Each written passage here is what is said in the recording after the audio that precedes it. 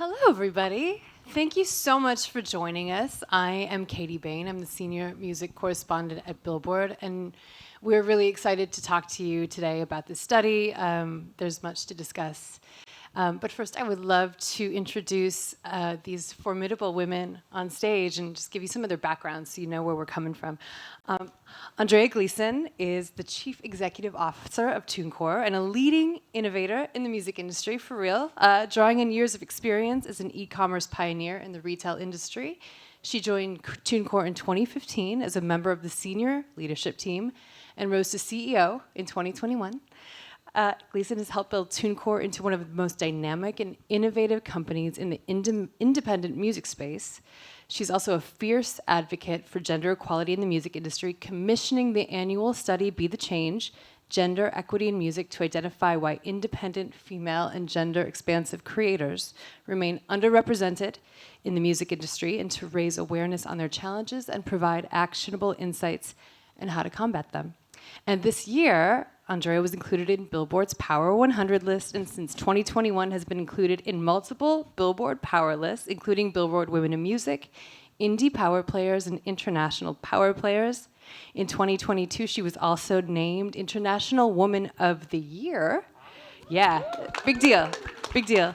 At Music Week Women in Music events. So please give her a big round of applause. Gina Miller.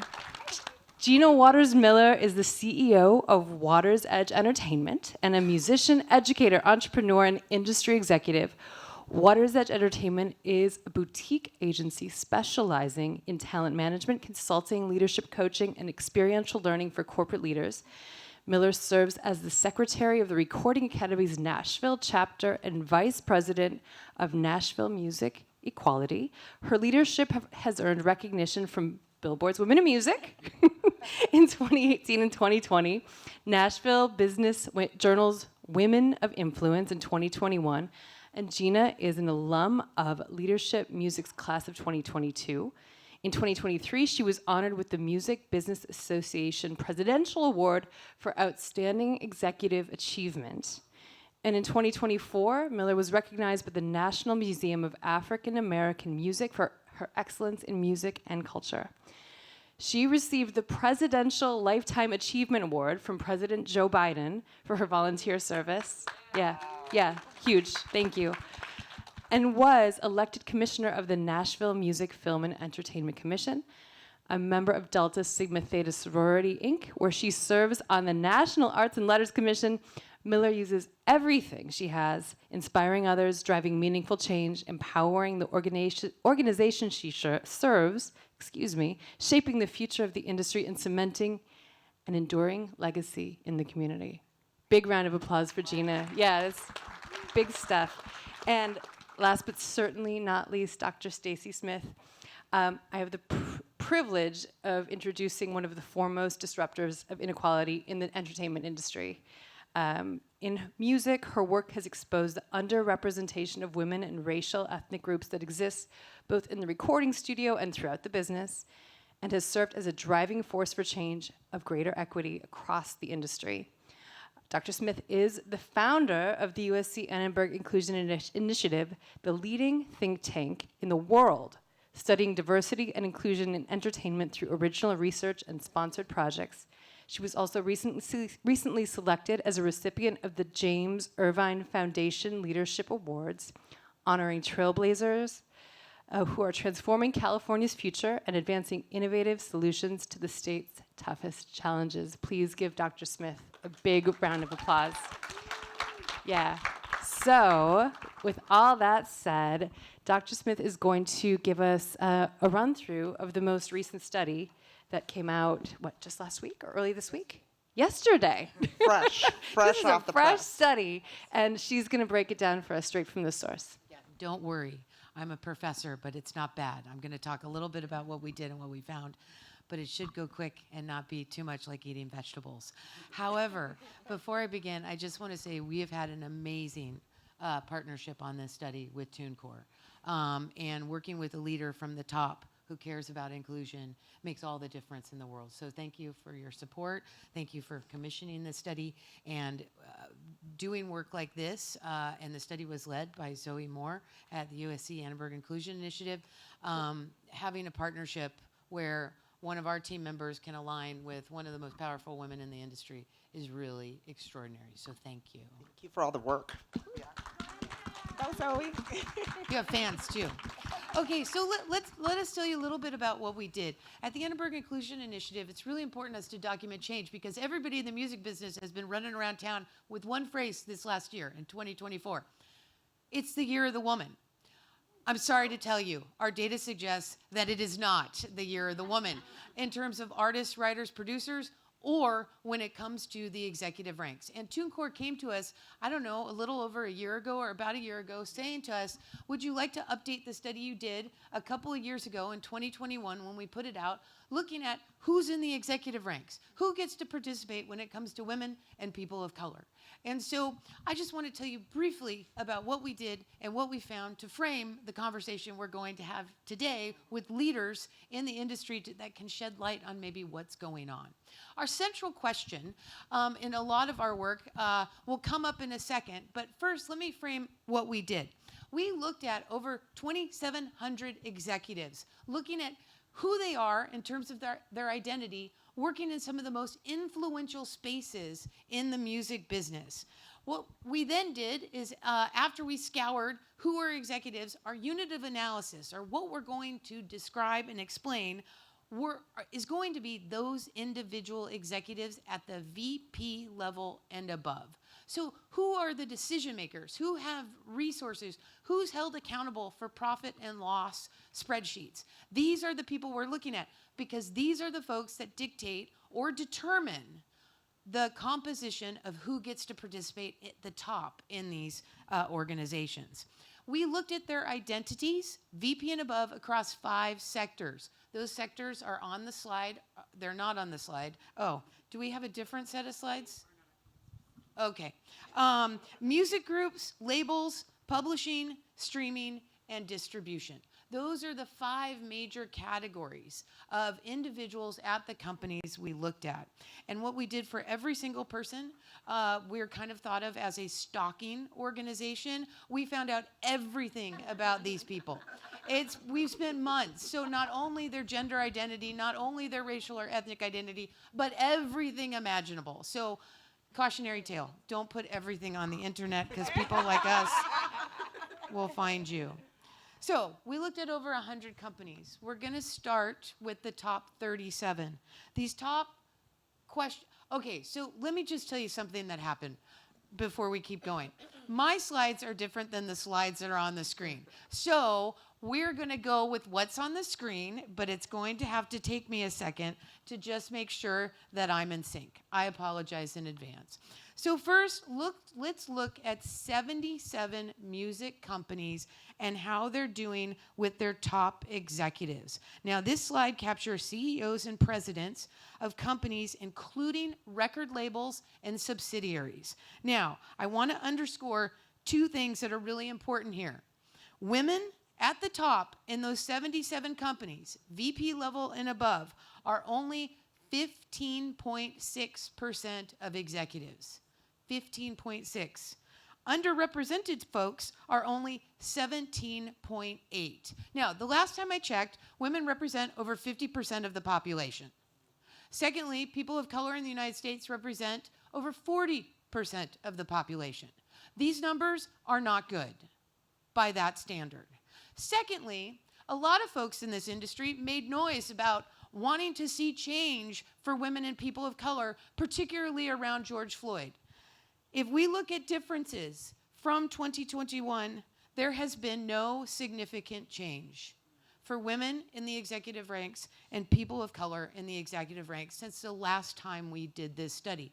So your resources, I think, were well spent.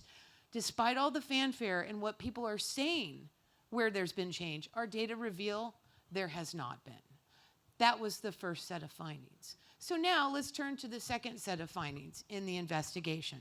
Let's look at CEO and president roles and how those particular positions are faring, given a lot of the fanfare about who's filling the top spots, or as I should say, who's not filling the top spots. Now, this is really important when we look at these CEO and president roles. Now, this is 37 companies.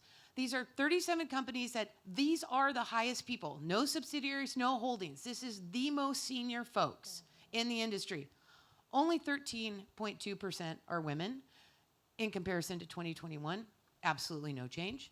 7.9% are from underrepresented racial ethnic groups. They're non-white executives. That's down from 2021. And in terms of women of color, only 5.3%, slightly up, but not a 5% difference. So again, we're seeing the most powerful positions in the industry with absolutely no change. Let's look to the next slide. So now, a lot of people always ask, well, how are the top 6 companies doing? And just in case you were curious, let me tell you who they are by name. They are Sony, Universal Music Group, Warner, SiriusXM, Spotify, and iHeartMedia. And what you're seeing here is the top 6, the top 6 companies and their teams, only a third are women, less than 20% are people of color, 10% are women of color, right? And let me just underscore this as well. There has been no change in these groups for these companies since 2021. I hope you're sensing a theme here, and that theme is no change, right? Okay, let's go to the next slide. Now, when we think about the executive ranks and team members across a variety of levels, I want to highlight 2 things about this next chart. What's really important here is if you look and you see, oh, of all the executives, right, across all of these companies, 39% are women. That's amazing. 23% were underrepresented. That's amazing. 10% are women of color. That's amazing. No, it's not amazing, because as power increases, participation decreases. As power moves up, women and people of color are pushed out. That's the direction. It's not that they're not aspirational. It's not that women and people of color don't want those higher jobs. All of the research we've been doing for 20 years on the entertainment industry, it is not about talent. It is about identity not being promoted and not being retained in ways that are equal to their white male counterparts. This data, once again, shows that trend. Now, if we look to, I believe it's our last slide. Yes. We looked at each of the different areas of the music business, whether it's the music groups like UMG, Sony, Warner, et cetera, the labels, the publishing divisions, streaming, distribution. If we look overall at how women, people of color, and underrepresented women are performing, the 1 or 2 changes that we see on this chart is that 37.6% of executives in publishing are women. That's actually a notable increase since the last time we did the report. So that's positive. For underrepresented folks, in the labels, the 30.1%, that's actually a significant increase from the last time we've done the report. But when you look at streaming, that's a significant decrease. That's 17.9%. And when it comes to women of color, everything is held the same except for streaming. That 7.5%, we're actually seeing a decrease. So these aren't data that I would say, oh my gosh, look, there's fantastic positive change happening, because these are overalls. If we were to break it out by level, it would reveal where women are actually succeeding, and it will be, and people of color, and it will be further down the executive ranks than at the top. So it's really important when we think about this data. If we're going to summarize, 1, women continue to see a lack of leadership positions at the top, and people of color remain underrepresented in music. The data are irrefutable, right? This is why we do the work, to counter the mythologizing that we see in the press and that we see coming out in different sorts of industry get-togethers that make people feel better rather than seeing the actual change. And I think what's most important to underscore, which will of course be a part of our conversation, is the group that faces the biggest hurdles that we focus on in most of our research continues to be women of color. And the reason why this is so important is because in all of our work, we often find that the top performers, whether it's television, film, and music, the top performers often are women of color. And it is the very same group that is receiving the fewest opportunities, which we can unpack later on this panel. So thank you for the few moments to overview this study. Thank you for that, Dr. Smith. It gives us a really good foundation from which to now speak from. And I think the best place to start is because the theme that I'm hearing is no change, no change, no change, stagnation. And so what are the barriers that are preventing these changes from happening? Dr. Smith, do you want to start?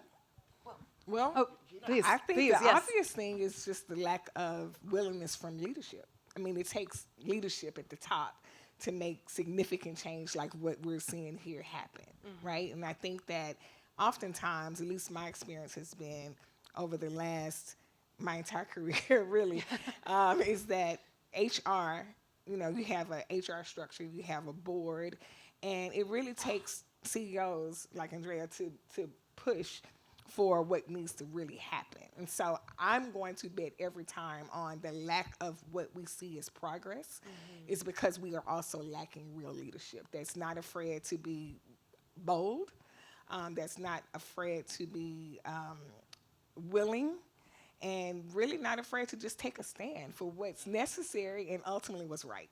Right. Thank you for that.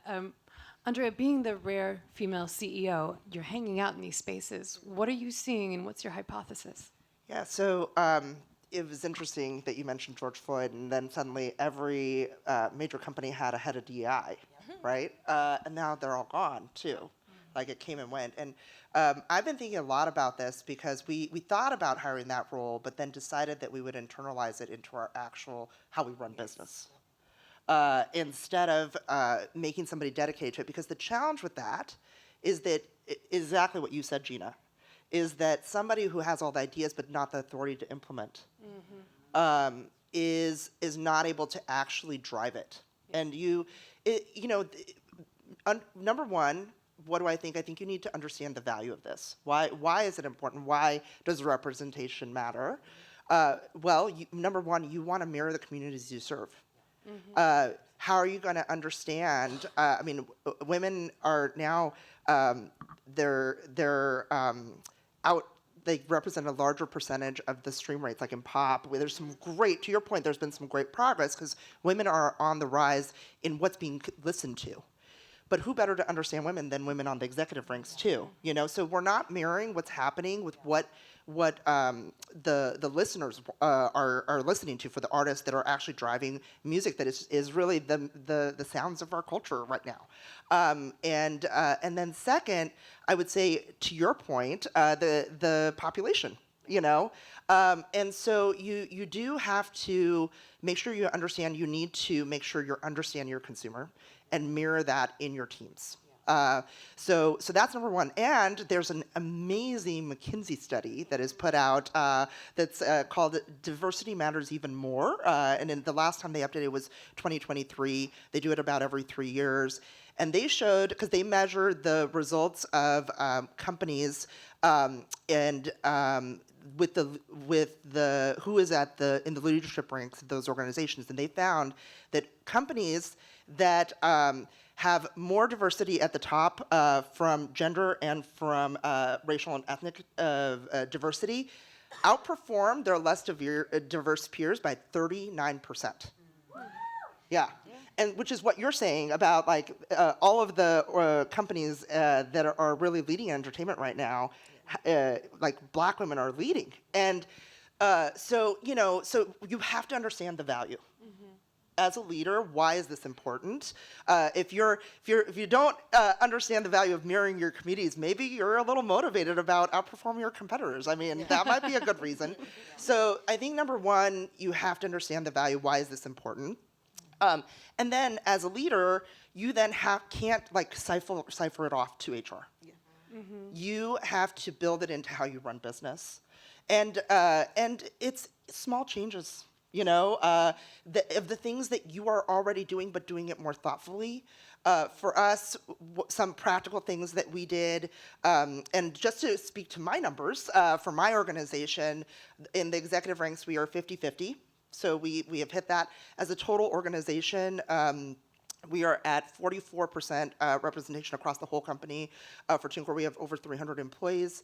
And I have more to go. I have a double whammy because I'm music and tech. So a lot of my team is also engineers, which in tech, there's also underrepresentation for women.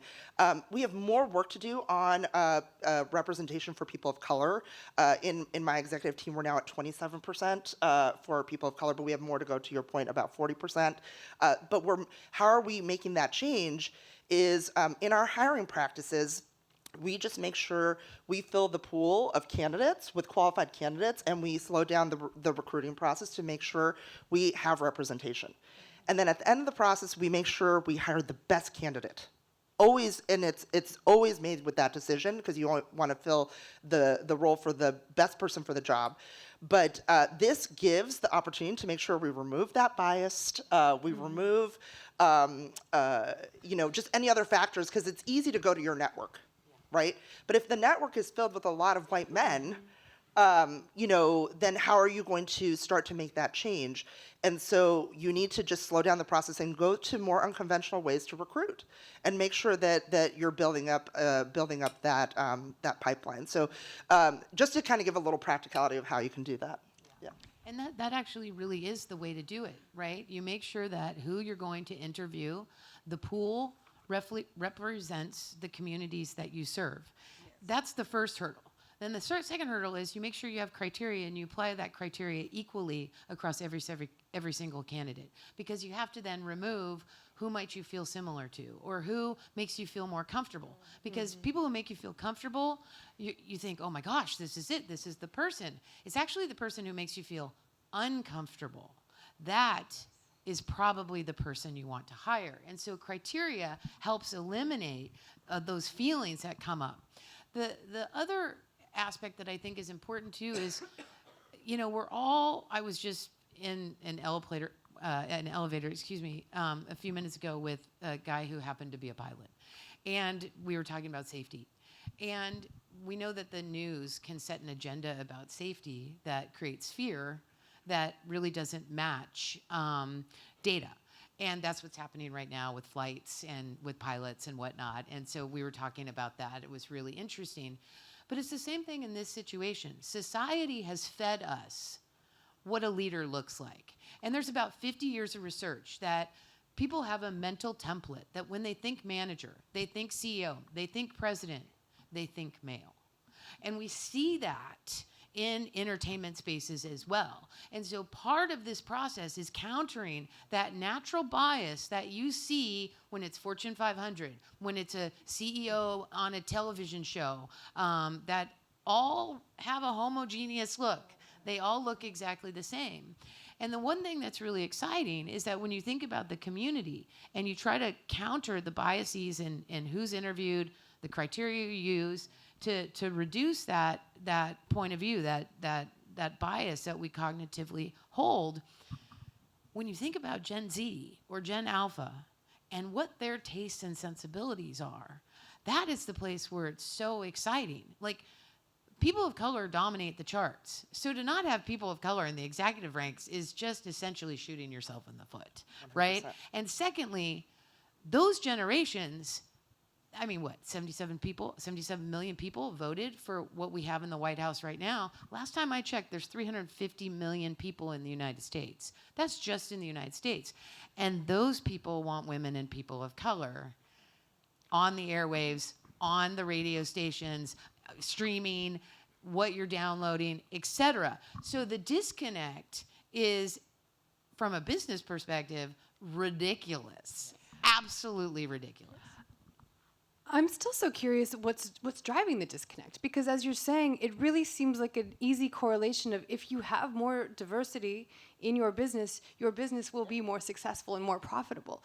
So what is, because that's the language that, is essentially spoken when we're talking about these companies. What is remaining to be the barrier? Well, Buzz in what I just said. Yeah. So people think leader, they feel comfortable with this person who looks a certain way. Hollywood is the exact same way, right? It's not about making money. It has absolutely nothing to do, because all the economic analyses have been done. We've done them, other places have done them. You just rattled off stats about, it's undeniable. So that's an is. So then you have to say, it's actually not about making money. So it's either sexism, racism, internalized homophobia, let's go through all ageism, let's go through all of them. And it's cognitive templates that put people in a situation where they're not actually able to evaluate the best person for the job. That's really insidious. Both pathways are problematic, and you have to counter both. But in music and film and television, you have all these well-intentioned people that can't possibly hire inclusively if their life depended on it. Sure. You'll have people on stage, oh, women matter, women matter, women matter. Have you ever worked with a woman director in movies? Well, no. So if we took each of these people's track records and said, who have they actually hired? Who have they... Now you actually see it's more than just identity. It's the psychological characteristics that drive exclusion. And until we counter those and until we have leaders that do like what TuneCore does, we're going to see the same thing. And that's really important, because everybody runs around town investing in all these things, fanfare, fanfare, fanfare. Right. And then it doesn't matter. And then they wonder, well, why don't the numbers change? Because we need them to not you. I'm saying you're doing the right thing. Right. But that's what we need, and the guts to be transparent on stage to say, this is how we do it. Thank you for that. I'm sure you guys have questions that are coming up as we move through this really fascinating information. You guys can submit those. They'll come up on the screen for us here, and we can answer them as we go through. And so, I would love to hear about some of the lived experiences that you ladies have had being, the only woman, the only Black woman in the room. What is it like when you're in these spaces? Well, that's a double thing for me. So being the only woman, and then on top of that, being the only Black executive and the only Black woman. So maybe that's three things, right? I would say that that's been the path for my entire career. I also think that for me, my story, I'm point of proof for this whole conversation, really, definitely so. What makes my story unique for the purposes of this conversation is I worked for a company specifically for 20 years. I started at that company in a very non-traditional role as a non-traditional intern. I was a grown mama with 2 children, trying to just pivot somewhere else. And so when I was offered a job, I was offered a part-time coordinator position. And that was the start of my life at that label. For 20 years, I worked at that company, moving positions. I worked in every position known to me and had held every title. And finally exited the building in July of 2024 as our SVP and GM. Now, according to your stats, what happened to me was that there were other divisions. I led a division. There were other men who led their divisions who had different titles. And they had titles of president. My office literally was right next door to a president of a division. We did the same work. And there were a lot of years that I questioned and asked about, was there a trajectory or a pathway for me to, be able to move into another title, president, possible CEO, COO, because we knew some, those things are happening behind the scenes. And so I think that what I can say to why people don't make changes when they have an opportunity, because the more logical thing in thinking from our teams, my colleagues, was that you're on the path. I was on a path that had a real ceiling and a lock on that ceiling, a cemented ceiling, if you will, with probably no real intention for me to be able to go past that. I think being able to assure, there's this idea that being able to have the opportunities given versus being able to really compete for opportunities you know you deserve and should get a shot at. I think the practices by which promotion happens in the building has to also be something that's evaluated differently. I think that we have succession plans are a huge issue because at the point when we realized that succession should have been part of the conversation, it was deviated a different direction, if you will. And just as a person of color, because I identify in that community, but I also every day show up as a capital B Black woman. And I do feel largely and strongly that there is unconscious bias that continues to keep things the way they have been. And then there's conscious bias that we have to make sure that we don't give people an opportunity to hide behind what they don't know when a lot of them do know. They absolutely know that they're making decisions that are less inclusive and they're okay with it because no one is challenging a lot of people at the top too, a lot of leaders at the top. I think that the Good Old Boys network thing is a big part of what Dr. Stacy was talking about. We're talking about the comfort level of hiring your friends, the comfort level of hiring people that look like you, that speak your language. There's always been this idea that leaders who are strong are male. I think that what happens for women like me is that we show up in spaces, and I mean, I literally had someone tell me they'll never make you a CEO because you're too kind. Like, what? Like, really? Like really told me that. And I'm not gonna call any names, but someone literally said that to me. Like, that was the exact statement said. Basically, give up on that because you're too clean, you're too kind, and it's a dirty game. And I was like, so wait a minute. And that really happened. So I think that in closing this idea, there are a lot of different factors, but ultimately it just still takes someone at the top that makes room for and space to bring someone along. Thank you for that. Yeah. As you're saying, and as Dr. Smith, you said, these problems are so insidious, and they're so pervasive, and they're so conscious and unconscious, and it's really, part of a psychology. How do you incentivize leaders to make changes when the issues are, just deeply ingrained in a way that's not easy, especially when the result will make them uncomfortable? Yeah, and what I'll say here is that it was my first point, which is buying in. I work with a lot of male counterparts, and they're actually some of the many, many amazing allies.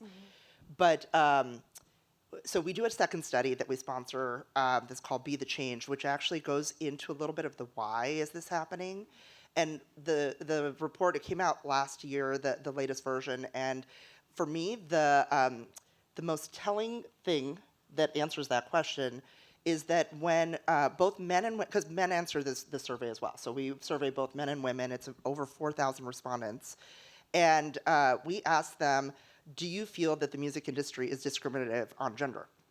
And 16% of men said yes.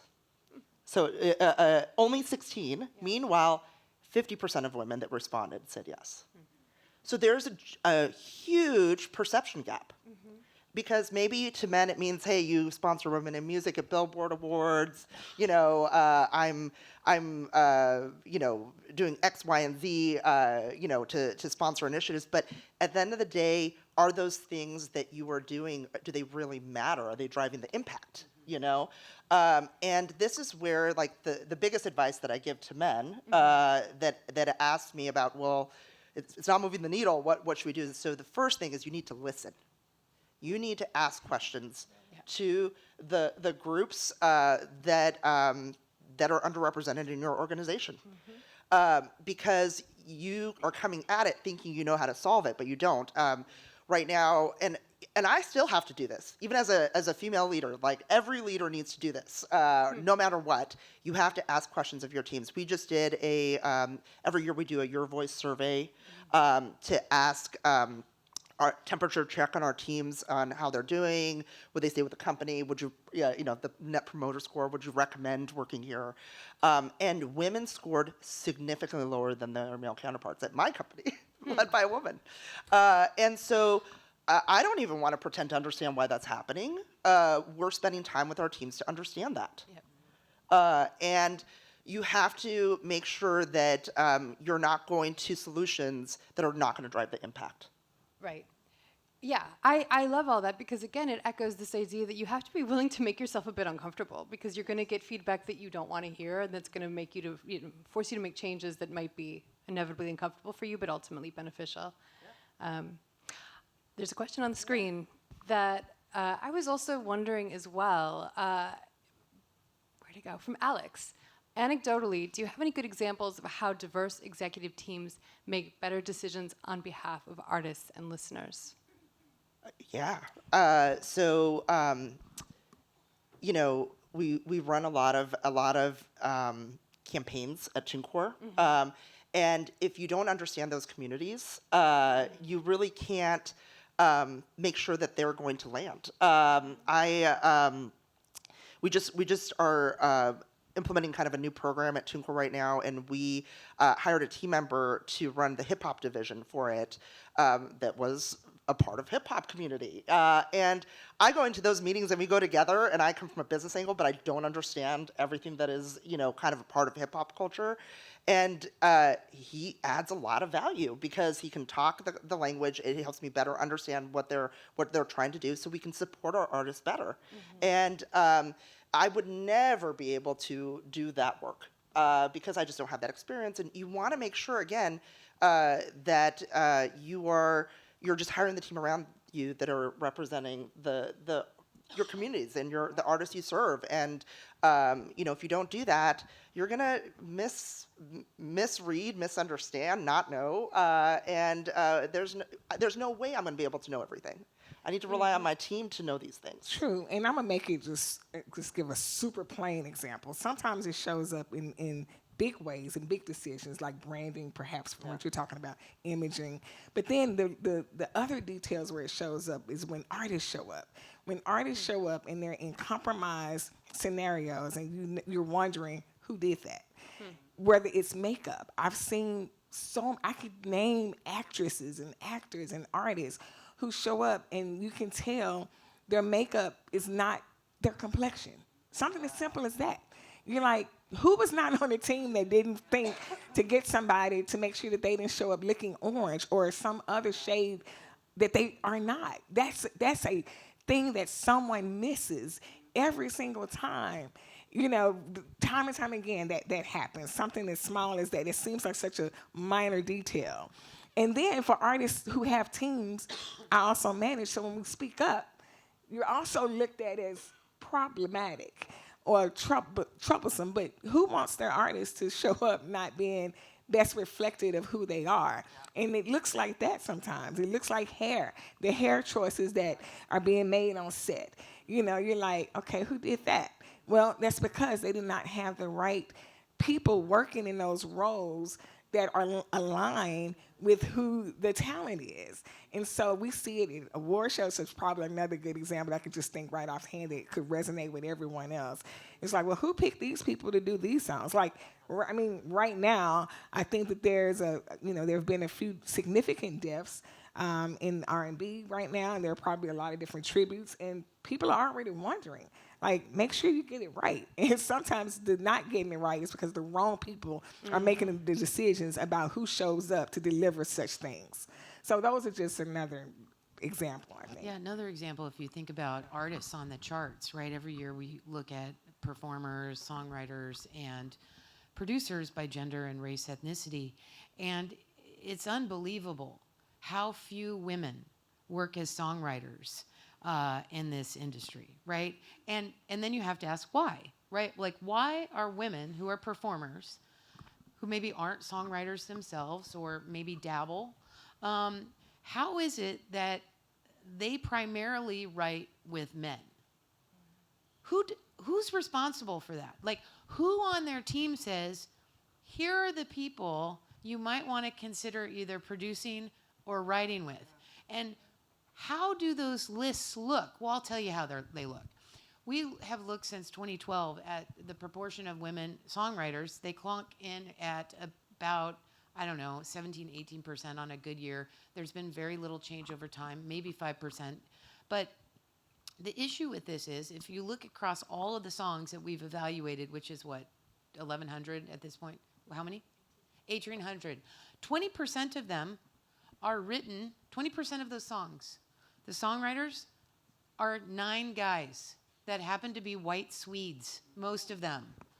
So you're telling me that culturally, there are less than a dozen men that are setting the agenda culturally for what we think about love, what we think about family, materialism, the way we interact with our friends, the things that we do.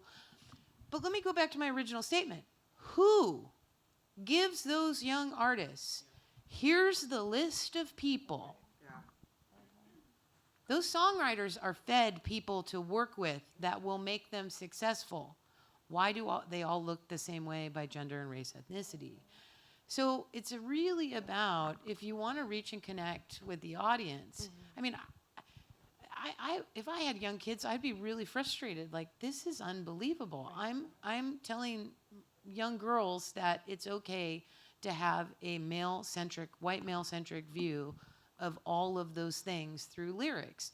And I don't know, maybe that's okay with some people, but that's not cool to me, because women should have agency in this. And then we also have to ask about young women artists. And Black women do this very well, very well. I'm concerned with other women who are just picking men without even thinking about who to work with, right? Because women of color have a lower, what we call social dominance, so they're more likely to value inclusion, right?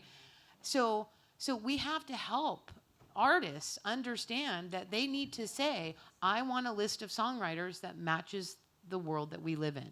Don't just give me, the same handful of Swedes to think I'm going to be successful. And the Swedes are fine. There's a lot of people that can work with those guys, but there are other people that are just as good that need a chance. I love that example because it shows how thoroughly this permeates culture and thinking and children and the radio and just what people's minds are on. But I want to go back to your point. When you're a kid, I'll give people a pass that it's unconscious. But none of this is unconscious. That's just to make these executives feel better. They read Blind Spot. They do the training. We know the training is just a way to get around the legal issues. Like, come on, let's be clear. This is conscious bias. So these are decisions that people know exactly what they're doing when they're making them, because nobody pays millions of dollars, right, and makes an unconscious decision. Right. Conscious bias, when you can say it out loud, it moves from unconscious to conscious. So thank you for bringing up that. Yeah, thank you very much. Let's talk about DEI a little bit because we've seen it under serious attack. What do leaders do? What do people wanting to create inclusion do in a culture where it's become a dirty term? Push back. I mean, everybody keeps asking us, what are you going to do? We're going to keep doing what we always do, like folding. Here's the best story. I'm sorry, Kate, I've got to tell this story. This is my team in the front row. We wrote this whole Amazon policy on inclusion, right, with Brenda Robinson, who's affiliated with the initiative as well. All of these policies and procedures about how to make sure your set is inclusive, everything that you're doing is culturally relevant, make sure you have subject matter experts and people with lived experience, and then what happens? What happens? The second the temperature's turned up, that policy comes down and we get an email, we're so sorry. I'm like, you're not sorry. When things get tough, what do? You keep going.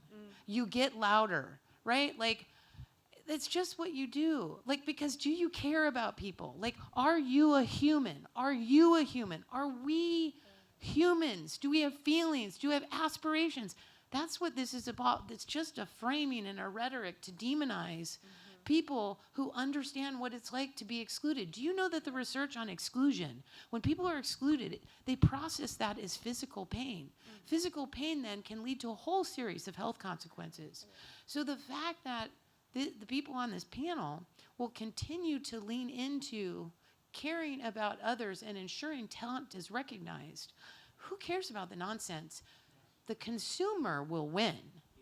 That's what they don't understand. And we're in the business, in the one industry where the consumer will dictate, right? More so than other places. But I love the fact that Gen Z is going to shut that nonsense down. Because if they don't like what you're putting out, they're not going to watch or listen. And that's what I'm holding on to. So I'll just hang out with these gals, and we'll be fine. We'll be fine.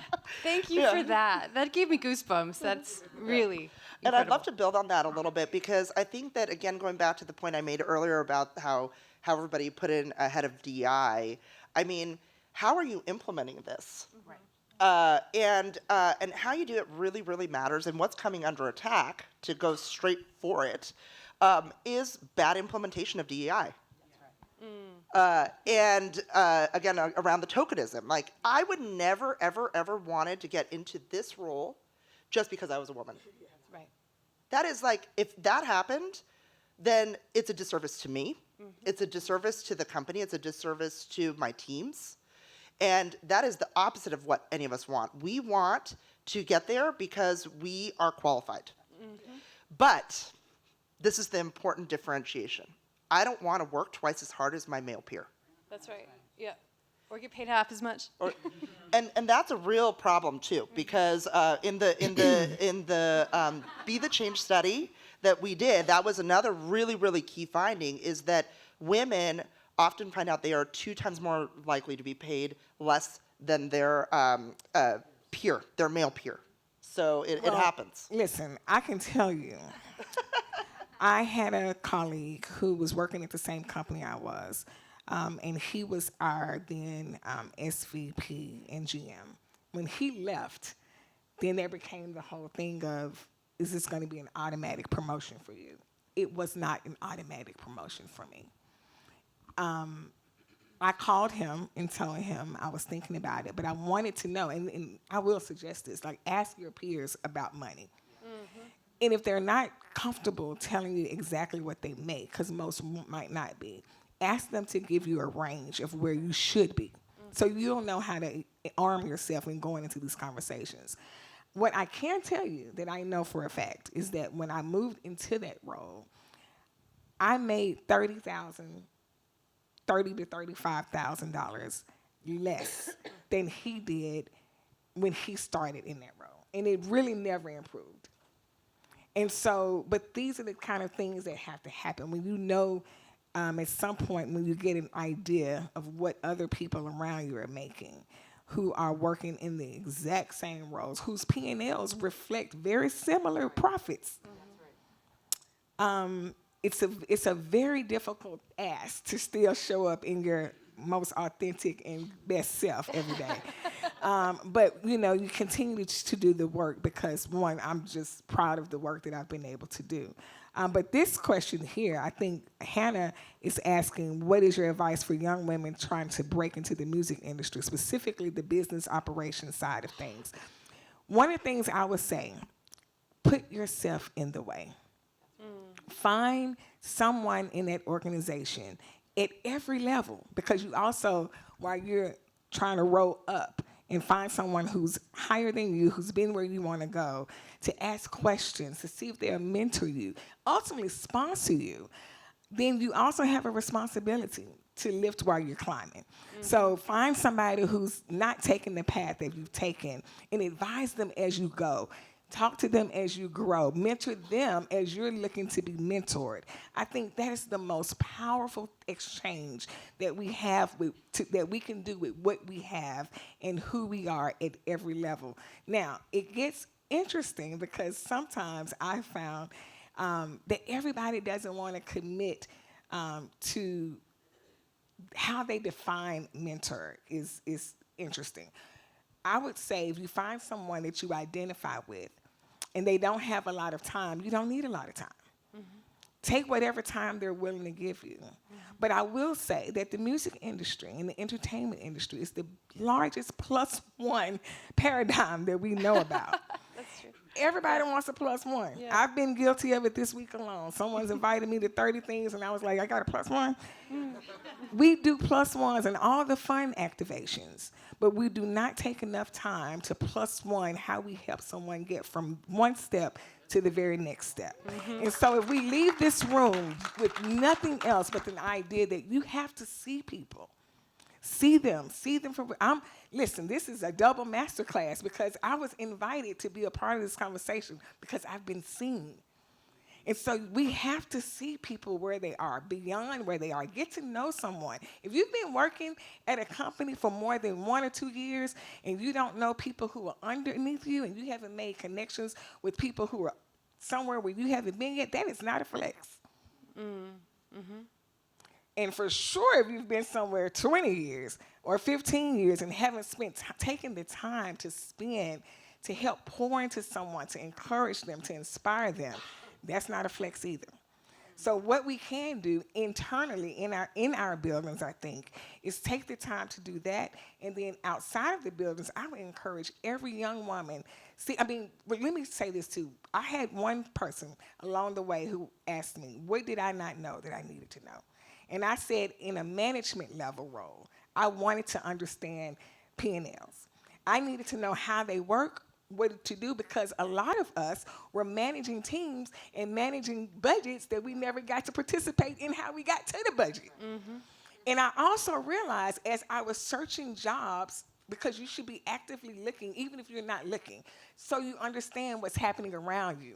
Jobs every day inform us of what the industry is looking for and what skills you need and the preparation you need to even go to the next level.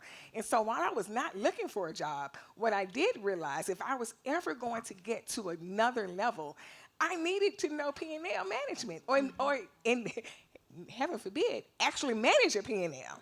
And so, like, knowing it and doing it is two different things too, right? And so having been put in the position early for someone who was willing to teach me helped me when it got to a point where I needed to know how to manage it, run it, build it, and grow it. And so that is necessary. Outside of that, join every organization you can afford to join. Get involved with people. If no one is seeing you inside of your building, demand that somebody outside of it will. And that's what I would say for all young executives. Join everything. I hope you guys were writing all that down. So much good stuff in there. Thank you. Thank you very much for that. Yeah, I love that. While you're rising, take someone with you. It's a dual motion. These cups, they're pour one way and pour the other way. Right. It could be cup and pitcher. So let's just talk about when companies are more diverse, more inclusive, how does the culture change? Like what feels different in the building when that happens? I think we just broaden our outlook on people. People are bringing different experiences, different backgrounds. I mean, I see here a question about emotional intelligence and IQ, but I just think there's some credit to that too. You definitely want smart, intelligent people and critical thinkers, but I'm also just naturally curious to know. I have a friend, I'll tell you, this is a quick story. We've been looking at, I think, Ramadan is going on right now.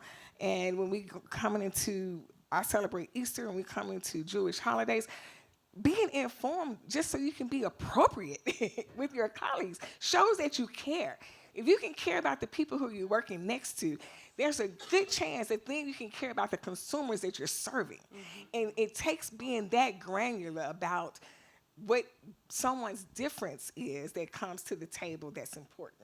I think the differences is what makes us so unique and gives us the juice to keep driving forward, really. Yeah.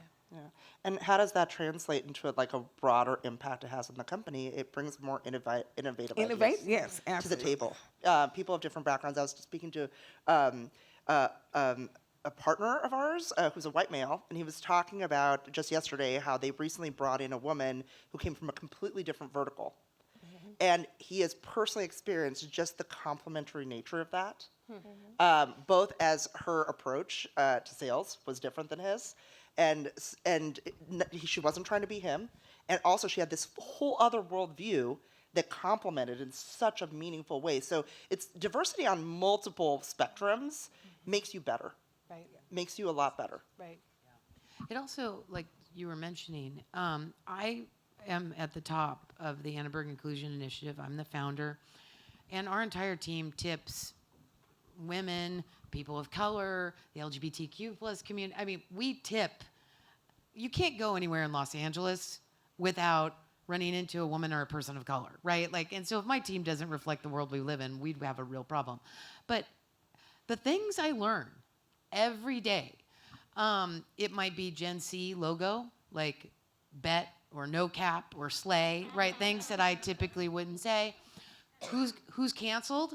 I know who's canceled, not because I know, but because these folks tell me all the time, and why they're canceled. Because that's part of, any organization needs to know what culture is saying, down to geo-ethnic conversations. We have certain people that are from certain places, let's say in Latin America or South America, and the vast differences, right? When we think about the Latino community, right? Or the Hispanic community.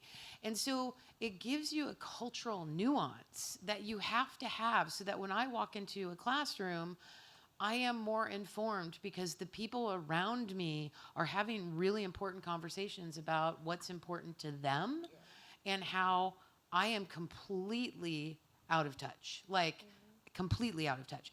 And the second thing, too, what can young people do? The one thing I think that sets everybody apart, it doesn't matter what generation you're in, if you come to a space where you want to be world class, you're the first one there and the last one to leave. You take every opportunity, whether it's Xeroxing or writing or getting coffee, or, because everybody on my team gets coffee, including me. I go get lunch sometimes too. Now, I don't do it as much as other people, but I do sometimes go get lunch.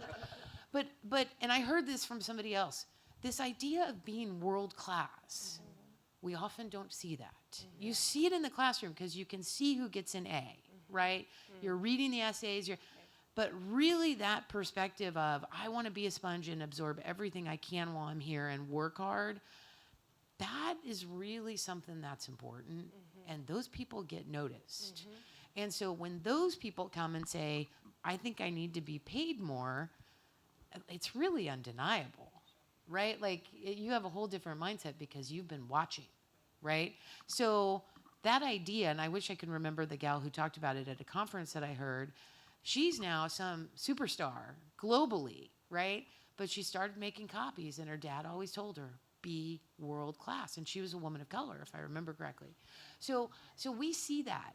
When somebody performs, we're like, fast track. As a company, you need to build a mechanism to watch that. Absolutely. Yeah, and we're all in the same room where I work. Yeah, it's a little different where you. Yeah, but let's unpack like some of the things you could do if you're a company and you want to drive more impact. How do you want to change this if it's not reflective in your organization? So some things you could do. Number one, do benchmarking for all your roles in your organization. And then look at your staff. Are they in or out of benchmark? And then correct it. The first year we did it, it was like 3-4 years ago. Yeah, we had to bring some people up to market because they were way out of market. And we corrected it. And you look at that neutrally across gender, across all forms of diversity. You just do that. You're in this role. You do this job.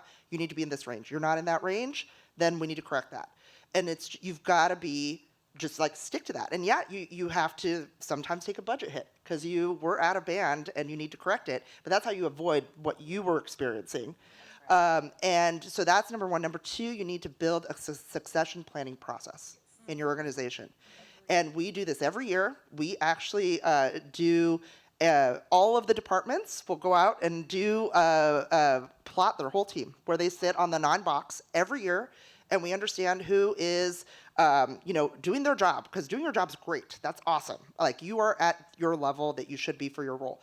Who is a high contributor, high potential, the upper right box, and then who's also an underperformer. Because to your point, being world class, A players want to play with A players. That's right. And it's super important to make sure you do that very neutrally. And then you build plans. You're like, okay, this person, they're not ready to move up today, but they have high potential. How do we build a plan now to develop them further? Because I mentioned earlier our hiring practices of what we try to do. The truth is the bench isn't at certain levels with as much representation as there should be. We saw it in your numbers earlier, Stacey. So you have to develop it. And then we find that we're doing pretty good on the director level, but when you start getting to VP, it's very hard. There isn't a lot of talent at certain levels yet. But we're going to do our part to make sure that we are looking at those team members that have potential and then investing. And you have to be proactive. Again, this is how you don't put in a head of DEI. It's how you run your company and do it meaningfully. And you get what you give. I believe in that as a leader. If you give to your organization and your teams, they will give it back. Yeah. Mm-hmm. Yeah. Thank you. Thank you for that. I feel like we could keep talking, but we are out of time. So thank you. This was really, really valuable. I hope you all feel the same way. Give these ladies a big round of applause, and thank you for coming. Thank you, Ro.